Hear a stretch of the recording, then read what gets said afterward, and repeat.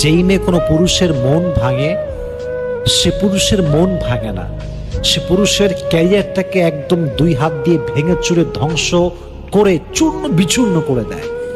যেই মেয়ে কোনো ছেলের সঙ্গে গাদ্দারি করে, সে শুধুমাত্র গাদ্দারি করে নাই, তার পুরো ফিউচারটাকে সে নষ্ট করে দিয়েছে, তার পুরো জীবনটাকে সে ধূলিসাৎ করে ফেলে দিয়েছে। এই জন্য মেয়েরা খুব সিম্পল মনে করে যে আরে ব্রেকআপ করলাম, ইটস ওকে ফাইন, দুদিন পরে সে ভুলে যাবে। অনেক পুরুষ ভুলতে পারে না, কারণ যারা সত্যিকার অর্থে কারোর প্রতি আসক্ত হয়, বিয়ে করতে চায়, তাদেরকে ভোলা খুবই কঠিন হয়ে যায়। এটা তোমাকে মানুষ যত কষ্ট দিবে তুমি তত বেশি চুপ থাকবা, আর তোমার সব অভিযোগ, তোমার সব কষ্ট আল্লাহর উপরে ছেড়ে দিবা। মনে রাখবা, জালেমের দিন একদিন না একদিন শেষ হবে। কেউ তোমার দীর্ঘশ্বাসের কারণ হবে, কেউ তোমায় কষ্ট দিবে আর আঘাত করবে, সে খুব বিন্দাস আরামে থাকবে, এটা কোশ্চিনকালও সম্ভব নয়, কারণ এটা ন্যাচার অফ ল, এটা রিভেঞ্জ আছে। এমন একটা সময় আসবে যে তোমাকে কাঁদিয়েছে সে একদিন কাঁদবে, এটা কিন্তু পৃথিবীর নিয়ম, বাস্তবতা এইটা। এর জন্য মাথায় রাখবা, তোমাকে যে মানুষ যতই কষ্ট দিক না কেন, পাল্টা গালি দিবা না। তোমার ভরসার জায়গায় একজন আওয়াজ দিয়ে বলে, তিনি কে? আপনার মরণ সংবাদটা যদি কারো জন্য খুশির সংবাদ হয়ে যায়, তাহলে তো জীবন এমনিতেই ব্যর্থ হয়ে যাবে।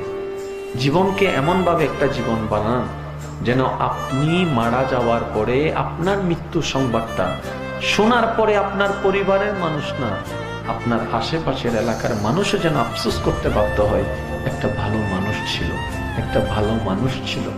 ও মাওলা, এতদিন নিজের জীবনকে নিজের হাতে রাখতে চেয়েছি, বিবেক খাটিয়েছি, বুদ্ধি খাটিয়েছি, প্ল্যানিং করেছি, কিছু জায়গায় সফল হয়েছি, বেশিরভাগ জায়গায় ব্যর্থ হয়েছি।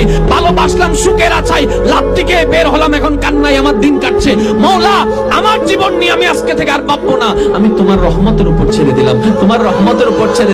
আমি অনেককে দাফন করেছি, অনেককে জানাজা দিয়েছি, অনেকের কাফনের কাপড় আমি কাটতে দেখেছি, অনেককে আমি গোসল করাতে দেখেছি, অনেককে আমি জানাজায় উপস্থিত হয়েছি। অনেকের এই ভিতরে চিন্তা আসার পর সে মনে মনে চিন্তা করলো যে আমার যদি এখন চলে আসে, আমি আল্লাহর দরবারে কি জবাব দেব? আমার যদি এই মুহূর্ত চলে আসে, আমি আল্লাহর দরবারে কি জবাব দেব? বহু মানুষ আমার দিকে তাকিয়েছিল, ওই লোকটা যেন নতি স্বীকার না করে, সে যেন মাথাটা নত না করে। আমি তীব্রভাবে ওই সময়টায় এটাকে একটা চাপ অনুভব করেছি। কোনো কিছুকে এতটা চাপ আমি অনুভব করিনি। আমার জেল হতে পারে, আমার কঠিন শাস্তি হতে পারে, বড় ধরনের হয়রানির শিকার আমি হতে পারি, এটাকে আমি অত বড় চাপ অনুভব করিনি। আমি যেটাকে চাপ অনুভব করেছি সবচেয়ে বেশি, সেটা হলো এই যে হাজার হাজার ইমানদার নিভৃতচারী আল্লাহওয়ালা নারী পুরুষ বুজুর্গ সবাই তাকায় আছে আমার দিকে। তাদের হৃদয়ের কামনা ছিল ও যেন ওর কথা, ওর ভাষা যেন নরম না করে। এই জিনিসটা আমি অনুভব করেছিলাম। তখন আমি একটা শপথ করেছিলাম, জীবন যেতে পারে, হকের কথা বলেছি, এই কথা আমি প্রত্যাহার করব না।